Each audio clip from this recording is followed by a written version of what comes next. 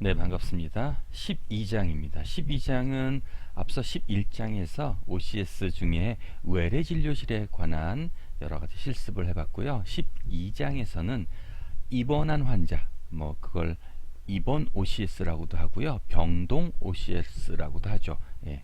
그래서 입원한 환자에 대해서 여러 가지 실습들을 해볼 건데요. 첫 번째 실습이 외래로 왔던 환자에 대해서 입원시키는, 그래서 입원하고 입원 진료실에서 병상을 선택해서 입원도 시켜주는 것뿐만 아니라 각종 검사를 입원 환자에게 검사하고 그 검사 결과지들을 입원 진료실에서 입원 환자를 관리하는 주치의가 확인하는 일련의 과정들을 실습해 보도록 하겠습니다. 이 12-1 예제가 다소 좀 깁니다. 그래서 여러분들이 잘 따라오시면 좋을 것 같습니다.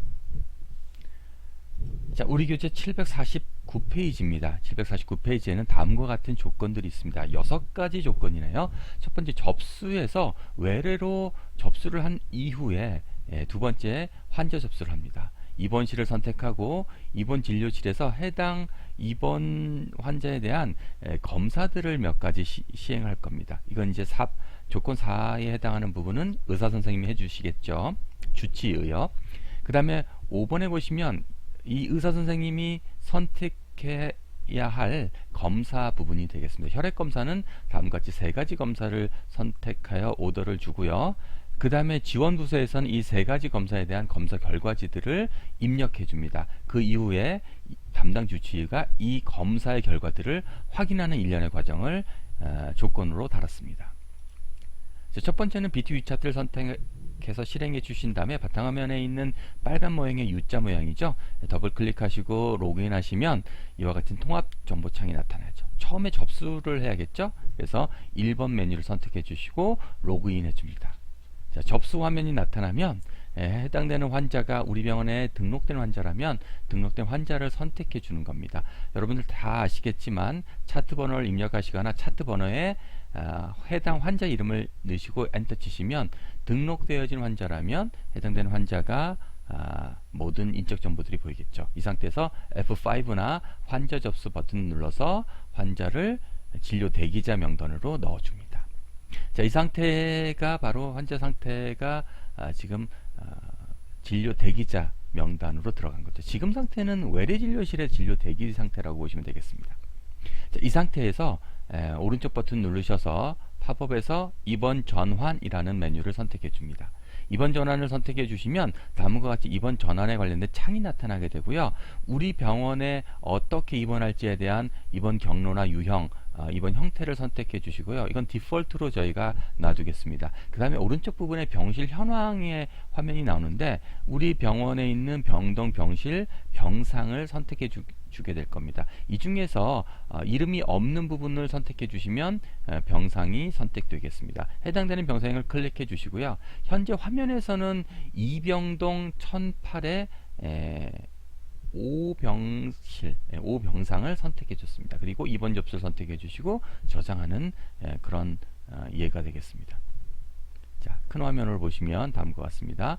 네, 입원 상태를 입원 접수 저장했습니다. 자, 이렇게 저장하시고 나면 해당 환자가 이렇게 병상을 점유하고 있음을 확인하실 수 있고 입원 일자와 퇴원 일자 진료과 청구 구분 등을 확인해 보실 수가 있겠습니다. 자, 이렇게 해서 닫기를 눌러주시면 이제 앞서 봤던 이 입원 전환 창은 사라질 거고요. 이번에는 입원 진료실에서 그럼 이 해당 환자에 대한 입원 병실의 관리를 해줄 수 있는 창을 한번 보도록 하겠습니다. 이 부분은 반드시 의사가 해야 될 부분이 되겠죠. 자, 그래서 통합정보청에서 세 번째 입원 진료실을 클릭하시고 로그인 해줍니다. 로그인 하신 상태의 이 창이 바로 입원 진료실 창이 되겠습니다. 조금 더 확대해 보시면 이 상태에서 재원 현황이라는 아이콘을 클릭해 주시면 이렇게 재원 환자 현황 창이 뜨게 되고요. 해당 환자를 선택해 주시면 환자에 대한 기본 정보가 나타나게 될 거예요. 자, 이렇게 나타난 거죠. 자, 이 상태가 해당되는 환자를 더블 클릭해 주시면 입원 진료실의 차트 내용들이 나타나게 되고요. 이 상태에서 입원 환자에 대한 각각의 정보들을 별도로 선택해 주실 수가 있는데요. 이 스텝 8번에서 재원 현황에서 더블 클릭해 주셔도 되고요. 스텝 9에서 입원 환자 목록에서 선택해 주셔도 된다는 뜻입니다. 둘 중에 스텝 8이나 스텝 9 중에서 아무거나 하나를 선택해 주시면 되겠습니다. 자, 선택된 환자에 대한 검사, 세 가지 검사였죠. CBC라는 검사, 헤마토크리트, 그 다음에 혈액형 검사에 대한 아주 기본적인 기초 검사를 한번 선택해 보도록 하겠습니다. 이 부분은 외래진료실과 거의 유사한데요. 왼쪽 하단의 처방 코드에서요. F1을 눌러주시면 검사료 항목을 선택해 주시고요. 검사들을 선택합니다. 그래서 현재 검사는 D0003, B1020, B2021이라는 검사를 입력해 넣었습니다. 이렇게 두 가지, 세 가지를 넣었고요. 이 상태에서 여기 저장 디스켓 모양 full이라고 되어 있는 이 버튼을 눌러주시면 전체 저장이 됩니다. 외래 진료실에서 저장 버튼과 똑같은 거고요. 이게 저장이 눌러지게 되면 이 검사의 내용들이 지원 부서로 넘어가게 되겠죠. 자, 스텝 13번입니다. 자, 해당되는 환자에 대한 정보들이 이렇게 쭉 저장되어져 있음을 확인하실 수 있고요. 자, 과거 내역에도 이렇게 저장된 부분을 확인해 달라라는 것이 스텝 13번에 대한 이야기입니다. 자, 이번에는 이 검사에 대해서 지원부서로 가보자라는 것이 스텝 14번부터이고요. 스텝 15는 지원부서, 통합정보청에서 지원부서 7번째 아이콘을 클릭하시고 로그인 하신 다음에 이렇게 지원부서 창이 나타나게 되면요. 자, 우리 지원부서 선택을 뭘로 해야 될까요? 검사를 선택해야겠죠. 검사를 선택하시게 되면 이렇게 해당 환자의 검사 내역이 나타나게 되고, 뭐 혈액을 뽑아서 그 채취가 다 됐다라고 한다면 여기 시행 완료 버튼, 이 시행 완료 버튼은 위쪽에 있는 아이콘을 누르셔도 되고요. 해당 환자 이름 위에서 오른쪽 버튼 누르시고 시행 완료 버튼을 누르셔도 무방합니다. 자, 이렇게 선택된 내용입니다. 환자 선택해 주시고 완료 눌러 주시고요. 자, 그러면은 선택 접수 완료하시겠습니까? 라는 메시지 창이 뜨게 되겠죠. 예 눌러 주시면 됩니다. 자, 그럼 이제 이 상태에서는 진료 대기 환자에서는 화면이 없어지고, 해당 화면이 없어지고요.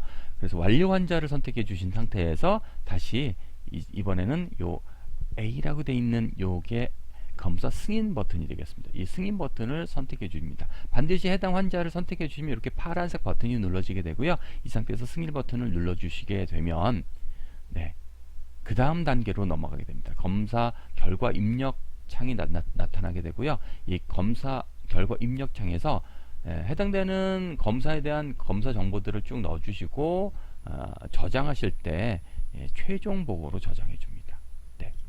이렇게 화면이 확대된 거죠. 해당 환자에 대한 검사를 넣고 최종 보고를 눌러줍니다.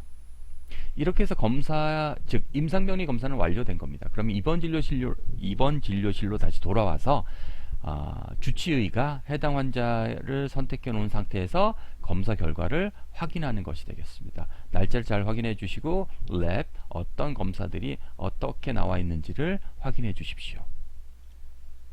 자, 검사 결과를 선택해 주시고 랩에서 해당 검사들을 확인했습니다.